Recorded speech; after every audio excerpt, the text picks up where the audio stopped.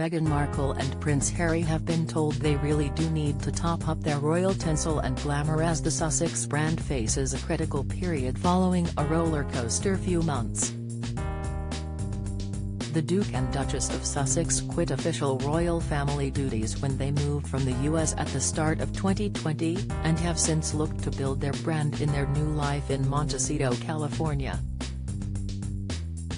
They signed multi-million deals with streaming giants Netflix and Spotify. Harry released his tell-all memoir Spare in January, and Meghan has been tipped for a move into US politics and possibly a return to acting via Hollywood. But many commentators have argued the criticisms from the royal family over the past few months have backfired badly, impacting the Sussex brand. Harry will attend the coronation of King Charles III without Meghan next month, and one expert believes it could prove crucial for their brand. Asked about how the prince attending on his own might affect the brand, Pauline McLaren, professor of marketing and consumer research at Royal Holloway University in London, told Express.co.uk, Harry is perhaps attending to top up their royal connections. Had they not come at all, it would have been very difficult for their brand. Their whole brand is based on them being royals, and although they have been criticizing the royals, they also still want to keep their royal titles. They want their children to have them, and they are not saying they want to finish with royalty. That being said, they are practically nothing without maintaining their royal connections. They cornered themselves into quite a difficult position, and this has been shown up through this coronation invite. Professor McLaren further explained, if they both go, they both risk looking very foolish if they are met with a lot of hostility, and that would be very bad for their brand. On the other hand, if they don't go at all, they are cutting off from the royals even though they still have their titles.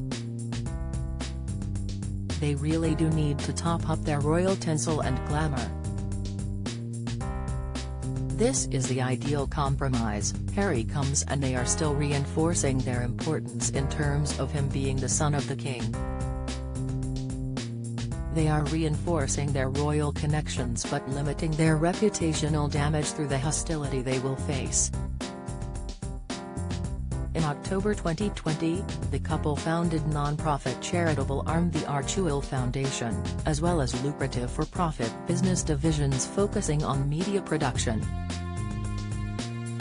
Don't miss: Harry impulsively decided to get Meghan back to her comfort zone. Reaction: Meghan shouldn't be blamed for Harry's petulance, says expert. Comments: Harry couldn't afford to skip coronation over plummeting popularity. Latest: following the publication of Harry's tell-all memoir, Spare, Professor McLaren had warned the Sussex brand was getting lost after the Duke of Sussex was warned he had gone too far with the book. The marketing expert also warned the all-important Archewell brand was getting completely lost as talk of their criticisms of the royal family dominated global headlines. She told Express.co.uk at the time, Harry has gone too far with his criticisms of the royal family. He is certainly not going the right way about this. What is getting lost in all of this is the Sussex brand. What is the Sussex brand?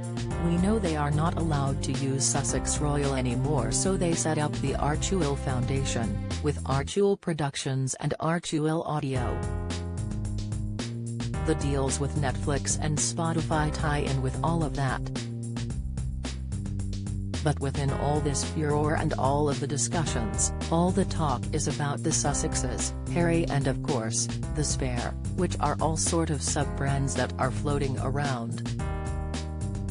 You don't hear a thing about Archewell, and it seems that Archewell is getting completely lost in all of this other stuff.